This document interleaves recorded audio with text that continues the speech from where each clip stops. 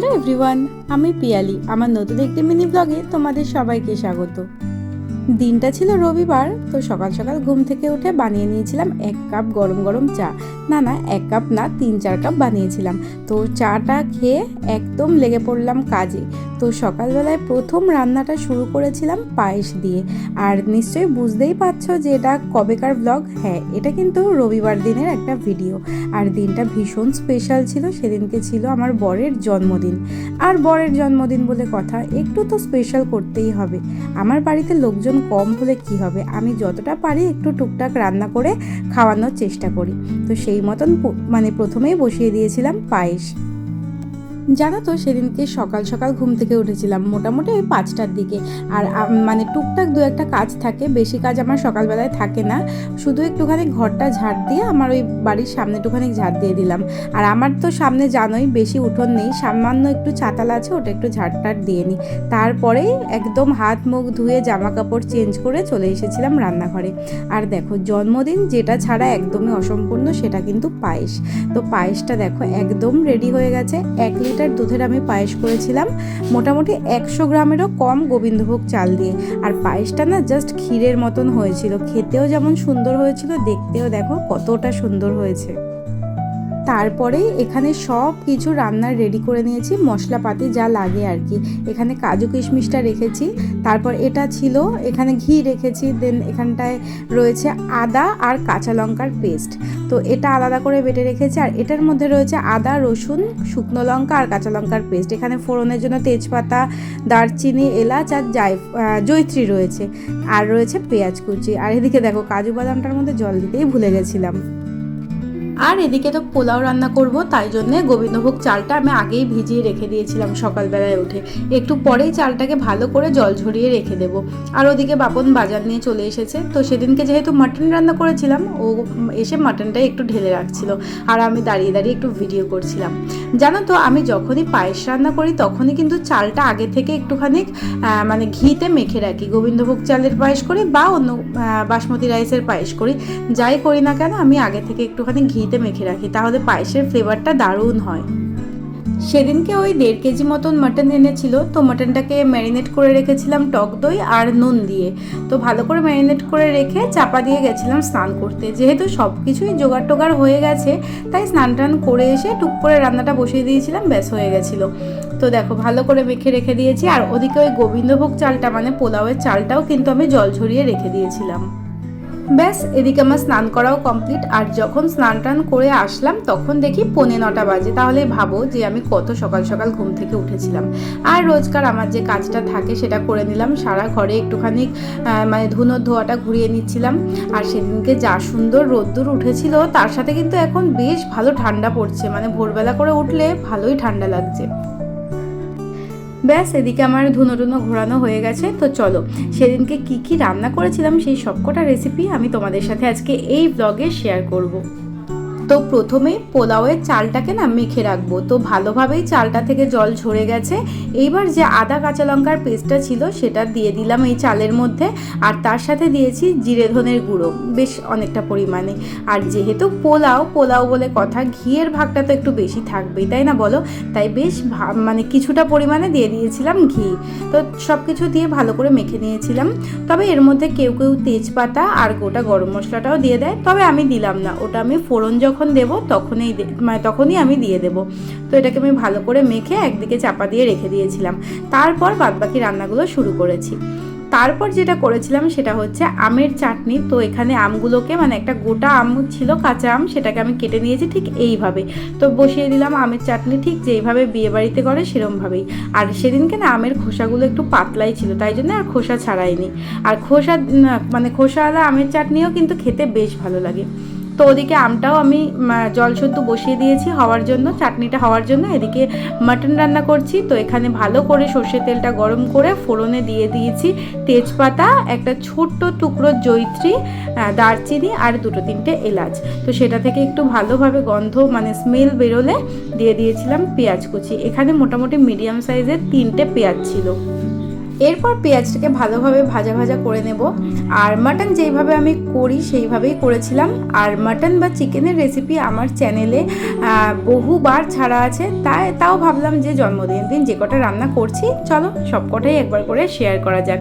ওদিকে দেখলে তো আমটাও কিন্তু বেশ সেদ্ধ হয়ে এসেছে, এদিকে পেঁয়াজটাও একটু ভাজা ভাজা হয়ে গেছে। তারপর দিয়ে দিয়েছি ওই আদা, কাঁচা লঙ্কা, শুকনো লঙ্কা আর রসুনের যে পেস্টটা করে রেখেছিলাম সেইটা, এটাও দিয়ে ভালো করে কষিয়ে নিয়েছি। তারপর এখানে পরিমাণ মতন দিয়ে দিয়েছিলাম হলুদ, তারপর দিয়ে দিয়েছিলাম এখানে প্রায় ওই 1.5 চামচ পরিমাণে ধনের গুঁড়ো। তোমরা তো জানোই যে আমি মাটনে খুব একটা জিরের গুঁড়ো দেওয়া পছন্দ করি না, কিন্তু ধনের গুঁড়োটা ব্যবহার করি, তো সেটাই দিয়ে দিলাম। দিয়ে ভালো করে কষিয়ে নিয়েছি।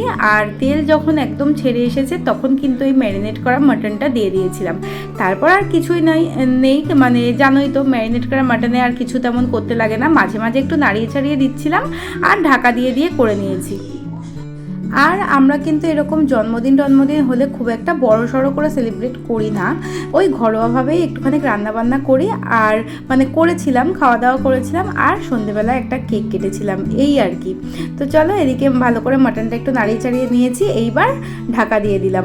তো মাটন হতে যেহেতু একটু টাইম লাগে, তো একটু হালকা ফ্লেম দিয়ে আমি ভালো করে কষিয়ে ভালো করে মানে ঢাকা দিয়ে কিন্তু মাটনটা রান্না করেছিলাম।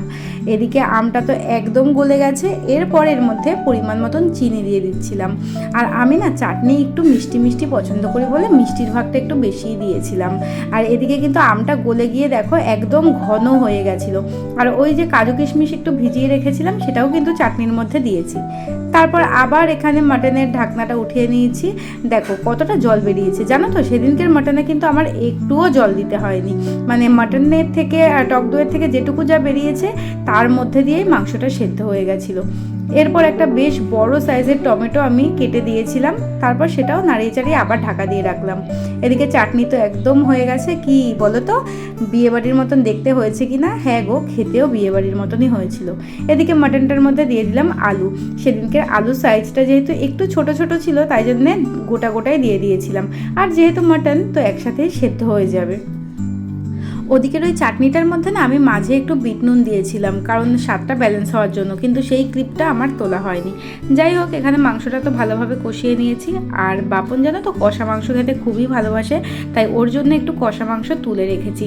দাঁড়াও ওকে দিয়ে আসি আগে।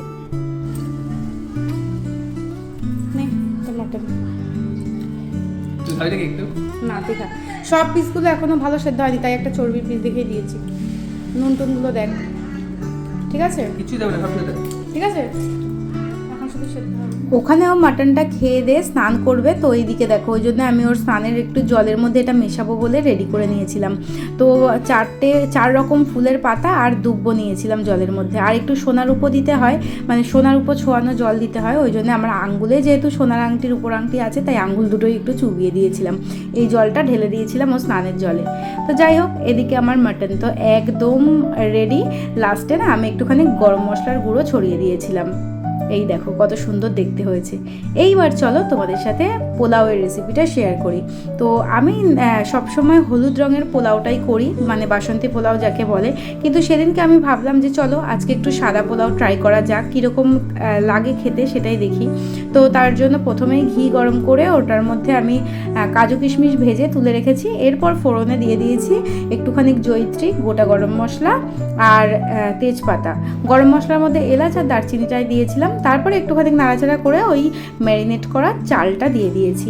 তবে এইটা অন্য কোনো চাল দিয়ে, মানে বাসমতি রাইস দিয়েও ভাল লাগে, তবে গোবিন্দভোগ চালের পোলাওটা না আলাদাই একটা ফ্লেভারফুল খেতে লাগে। আর সেদিনকের সাদা পোলাওটা এতটাই সুন্দর হয়েছিল, খেতে কিন্তু বেশ ভালো লাগছিল মাংস দিয়ে। আর চালটা কিন্তু আমার মানে মেখে মোটামুটি 1 ঘন্টা মতন রাখা ছিল, আর জলটাও কিন্তু চালের ভালোভাবেই ঝরিয়ে রেখে দিয়েছিলাম। যত জল ঝরানো ভালো হবে আর চালটা ভাজা ভালো হবে, পোলাওটা কিন্তু ততই ঝরঝরে হবে। তো মোটামুটি 7 মিনিট মতন ভালো করে হাই ফ্লেমে নাড়াচাড়া করে নিয়েছি। এরপর আমল দুধ গুলিয়ে রেখেছিলাম, সে 1 গ্লাস মতন আমল দুধ ছিল এখানে গোলানো, সেটা আগে ঢেলে দিলাম। তো ঢেলে দিয়ে এটা মানে চালটা ভালো করে একটু নেড়ে চেড়ে দিয়েছি। তারপর তারপর দিয়ে দিয়েছিলাম পোলাওয়ের মধ্যে পরিমাণ মতন জল। সেদিনকে আমার গরম জল করতে একদম খেয়াল ছিল না, তো আমি ঠান্ডা জলে দিয়েছিলাম। কোনো সমস্যা নেই, তোমরা চাইলে গরম জল ইউজ করতে পারো, আরও ভালো। তো আমি ঠান্ডা জল দিয়ে যেরকম পোলাও করেছি এত ঝরঝরে হয়েছিল কি বলবো তোমাদের। তো এখানে দিয়ে দিলাম 4টে কাঁচা লঙ্কা, দিয়ে তারপর ঢেকে রেখে দিয়েছিলাম।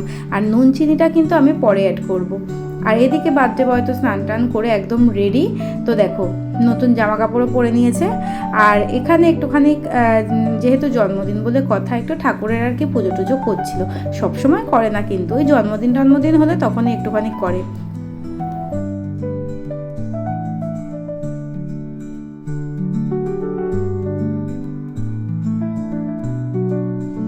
এদিকে 10 মিনিট পরে ঢাকনা উঠিয়ে দেখলাম 90% চাল সেদ্ধ হয়ে গেছে, আর জল বেশ কিছুটা টেনে গেছে। আর একটু রাখলেই ব্যাস কমপ্লিট। এবার আমি জলের পরিমাণটা নিয়ে তোমাদের সাথে একটা কথা বলি। সেটা হচ্ছে পোলাওয়ের ক্ষেত্রে যেটা হয়, যতটা পরিমাণে চাল থাকে তার ডাবল দিতে হয় জল, কিন্তু আমি কখনোই সেইটা ফলো করি না। আমি আমার চোখের আন্দাজেই জলটা কিন্তু দিই, মানে জাস্ট চালগুলো একটুখানি হালকা ডুবে ডুবে থাকবে 1 কর মতন, আমি সেই মেজারমেন্টেই কিন্তু জল দিই। তো তাতেই দেখো আমার পোলাওয়ের চালগুলোও যেমন সেদ্ধ হয়ে গেছিলো, আর পোলাওটা কিন্তু ঝরঝরেও হয়েছিল, সেটা বাসমতি রাইস হোক বা গোবিন্দভোগ চালের। তো তারপর এই মাপেই আমি রান্নাটা করি। তো দেখো তারপর এখানে পরিমাণ মতো নুন চিনি দিয়ে দিলাম, ভেজে রাখা কাজু কিশমিশ সব কিছু দিয়ে ভালো করে একটু নেড়ে চেড়ে রাখছি। এরপর দিয়ে দেবো ঘি। এবার দেখো এই পোলাওটার মধ্যে কিন্তু বেরেস্তা বা আদা রসুন ব্যবহার করা যেতেই পারতো, তবে গোবিন্দভোগ চালের নিজস্বই একটা গন্ধ আছে, যার জন্য এই আদা রসুনের পেস্ট বা বেরেস্তার কোনোটারই প্রয়োজন পড়ে না। আমি অন্তত মানে প্রয়োজন মনে করি না দেওয়ার। তো আমি এরকম সিম্পলভাবেই করেছি। ব্যাস আমার পোলাও রেডি, ঢেকে রেখে দিয়েছি। আর রান্না কিন্তু আমার একদম শেষের পথে। জাস্ট এবার একটু লাস্টে পাঁপড় ভেজে নিচ্ছিলাম, কারণ চাটনি যেখানে রয়েছে পাঁপড় না থাকলে ব্যাপারটা একটু ইনকমপ্লিট থেকে যায়। তো এখানে মোটামুটি বেশ কয়েকটা পাঁপড়ও ভেজে নিয়েছিলাম। আর সেদিনকে কিন্তু আমি যা যা রান্না করলাম প্রায় প্রত্যেকটাই তোমাদের সাথে শেয়ার করে দিলাম।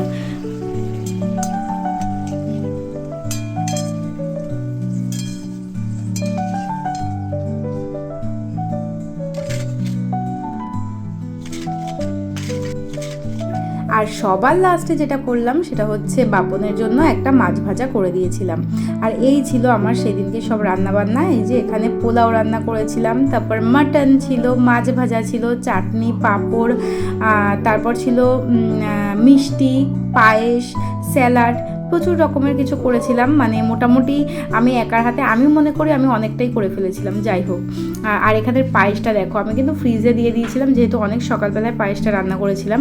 আর পায়েসটা যা দারুণ জমে গেছিলো। এখানে 5 রকমের মিষ্টি ছিল, রাবড়ি ছিল।